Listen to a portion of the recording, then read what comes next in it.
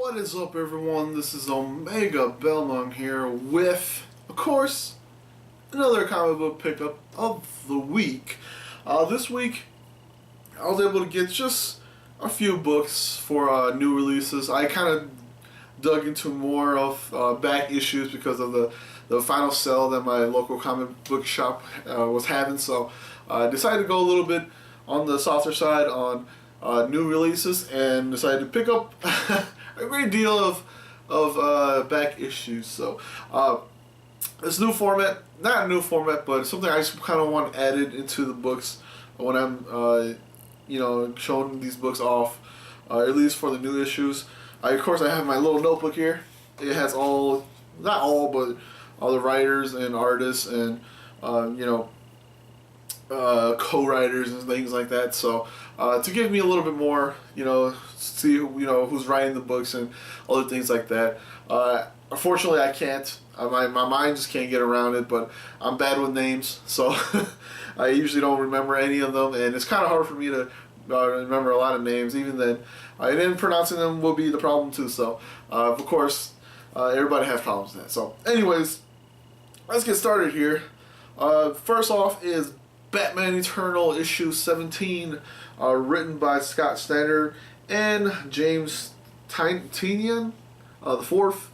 The script is by Ray Fox, and the pencils are by, or the artist is Dustin Wynn. So, like I said, I haven't read through this book yet because I still need to get caught up. I'm still at issue 14, so 17 I'll eventually make it there, so it will be pretty awesome. Next up is Sinestro issue 4 by with DC, of course, written by Cullen Bunn, and the artist is Reyes Morales, which is pretty cool. I think the Sinestro books are pretty cool, and then of course you get to see a little cameo of Hal Jordan in here too. So next up is Harley Quinn issue 8, written by Amanda Connor and Jimmy Palmiotti, and the artist is Chad Hardin. So like I said, the Harley Quinn books are pretty cool. If it's more towards like a comedy action kind of feel. So if you're a big fan of comedy, she does a lot of weird things in this book, and so that's pretty cool. So if you're a big fan of Harley Quinn itself, of course you're going to be picking up. But if you're a big fan of kind of the comedy, like I said, action, just have a little bit of action here too. So like I said, it's a pretty cool book. A lot of DC and a little bit of Marvel this week, so not too much. Next up is the Guardians of the Galaxy, which is the 100th anniversary. As you remember what I said with the Spider-Man, Avengers, Fantastic Four, and X-Men. I think this is the last one for them, for the 100th anniversary type deal. Anyways, this one is written by Annie Lang and Ron Mars, and the artist is Gustavo Durante, which is pretty cool. I haven't really given this a read yet. If you can see, we have Gamora, Rocket, Groot, Iron Man. I think this, I don't know if that's the Vision, or that's probably not the Vision, but you see, it's pretty cool to read. So, or I should say, not pretty cool to read. Of course, I didn't read it, but usually they're pretty good. Anyways, the 100th anniversary type books are usually pretty good. So, next up is Red Lantern Annual issue 1, written by Charles Soule, and the artist is Miguel Spolavita. Pretty cool book. Like I said, I'm a big fan of the Red Lantern books as of this moment. It's kind of gone back into being the normal Red Lanterns. This actually kind of, it's pretty cool because we get to see a few things kind of develops, and if you're a big fan of the books itself, sucks that there's no more Supergirl, but she does make a cameo in here too. So there's no more Red Lantern Supergirl, which makes me pretty sad. But fortunately, and not fortunately, we kind of all knew she's going to lose her ring anyways and become back to normal. So next up is Veil issue 4, written by Greg Rucka, and art by Tony Fuzula. Veil is a pretty cool book from Dark Horse Comics. It's taken a little bit longer for it to come out, unfortunately. I was a big fan of it, but you kind of lose interest in it as you keep going on. So, I wish this came out a little bit quicker. You actually see her as a succubus in this one. Spoiler, but she does do some pretty cool stuff in here. So, next up is Batman Detective Comics Annual Issue 3, written by Brian Buccellato, and artist is Scott Hepburn, which is pretty cool. I think Scott Hepburn is always the guy who always, I think he's a regular artist. I forgot to write down who the colorist is because the colors in this book are freaking awesome. That's all I can say.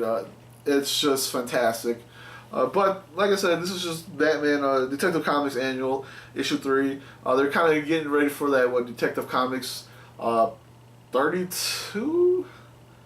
I can't remember, but it was the one that people got their hands on early last week with Batman, with the 75th anniversary of Batman. So this is just like a filler, and then hopefully we get one maybe in a few weeks here. I can't remember any. But that is not it for all the new comics, of course. I do have 3 comics that I would love for everybody to kind of pick up. For me, I really enjoyed it. So first off is from Vertigo, issue 1, Bodies. This is kind of weird book, and weird is always for me when I say weird, it's kind of it is weird, and it's a good weird. In this one you have different detectives or from different era kind of solving the mystery of this body. We don't get much about it, but we do see it kind of being tortured or being brought out from each era. Anyways, first is the writer is C. Spencer. Artist, there's actually four artists. Each one has their own artist for that. 2014 one, which is the modern day take on that, is Megan Hetrick. 1890 is Dean Ormiston. 2050 is Tula Lotte, and 1940s is Phil Winslade. So, like I said, it goes through those 4, and it's like the same body. I don't know if it's what's going to turn out into, but like I said, it's just the same body thrown into different times, different era or different times. So. Or different year, so we'll see what happens. Kind of interested in what's coming up, so hopefully we get one sooner. Like I said, if it's anything like Veil, it just takes too long and you kind of forget what's going on. So hopefully we do see more coming soon, sooner than later. Next up is the all new Ghost Rider issue 5 from Marvel. This one, of course, the writer is Philip Smith and the artist is Trad Moore. This pretty much picks up from issue 4, but in this one you actually see a little bit more action. Ghost Rider actually taking up arms. Was it Robbie? I think that's what his name was. Taking up arms against Hyde. I think that's what his name was. It's actually a really buff. He's just taking pills and stuff to make himself stronger. All that drugs that he kind of built. And we see a little, him getting fed up of, what is going on around his neighborhood. Everything just pretty much coming down, and, you have all these drug dealers and weird scientist people and these kind of like, just cops, or not cops, but like SWAT teams are just going around killing people. So he's kind of fed up, and now he's just pretty much, I am the Ghost Rider. I'm gonna protect my I should say a block or city or from from all the destruction that's been going on. So you get some pretty cool fighting scenes in here, and actually you get a scene where I can't remember if his name was Hyde. He kept calling himself that, the scientist guy that kind of injects himself with all the drugs, and he sees Ghost Rider. He's like, wait, you're not the Ghost Rider that I've seen before. So, because the Ghost Rider that we all know rides a bike, and this one rides a a car. So it drives a car, I should say. And some pretty cool stuff. So, like I said, this book is always pretty good. The Ghost Rider books are pretty good. Pretty good drawings too. And like I said, I do love how Ghost Rider looks like. I just like the little flames coming out of him, looking pretty beastly. Last for this week for new pickups are the Justice League issue 32 with pretty cool cover here, which is kind of weird. It's a little late on these bombarded covers that DC kind of released a few weeks, like 2-3 weeks back. So Justice League 32. The writer is Jeff Johns and the artist is Doug Mahnke. So in this one you actually see not that much of the Justice League. You do see them in this panel, in like a few panels, but the first thing that they show off is actually the title, and it's actually inside the book. It says the Injustice League, so pretty cool stuff. And then this is more about the Doom Patrol. If you remember from 31, I don't remember what's her name, but she gets the power ring, and now she's kind of going out of control. And the Doom Patrol is there to try to take her back or get that ring off for her so they could contain it. You do see, you do see the Justice League in here. They just do a little quick help, but most of the time this is just a Doom Patrol. But at the end, and then at the end was pretty cool with Lex and I can't remember what his name was, the doctor guy. But pretty exciting stuff. Like I said, this is kind of unfortunately this is like a weekish week, maybe. More of the weaker weeks for me, I should say. But like I said, those 3 books, let's see, The Bodies, Ghost Rider, and Justice League were 3 of my favorite books of this week. And that's it for the new releases. And of course, we do have some back issues to go through. I have quite a few, probably not as much as the week before, but still a lot because I kind of try to, I think it ends today, or yesterday, as you said, the sale that, with dollar back issues and stuff like that. So, this first 2 here are from eBay, I should say, and I didn't get these off at the comic book store. If I did, it would have been awesome. Well, this is the Uncanny X-Men issue 60, or not 60, issue 171. This is actually not the first appearance of Rogue, but this is the first time Rogue has joined the X-Men. So there is, like I said, I did see an issue. Her first appearance was from, I want to say, the one I was looking for was Avengers Annual 10. I did see it over there, but like I said, if I wasn't going to buy anything else, that's probably what I would get. But then you also have her fighting against, I think 170 is her fighting against the X-Men, and then 171 her joining the X-Men. Next up is Outcast by, Image Comics by Robert Kirkman, which is the person who made pretty much of The Walking Dead. So I'm just going to go through these real quick because we're getting a little long here. So Outcast issue 1. Of course, we do have a lot here. Wonder Woman issue 130, which is a pretty cool issue. Infinite Crisis. I did actually pick up all the Infinite Crisis, so we're just going to go through them real quick here. Let me get them out here.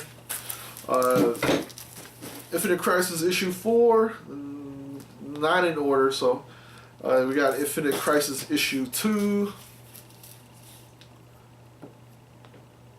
Infinite Crisis issue 3. And then we got Infinite Crisis issue 6.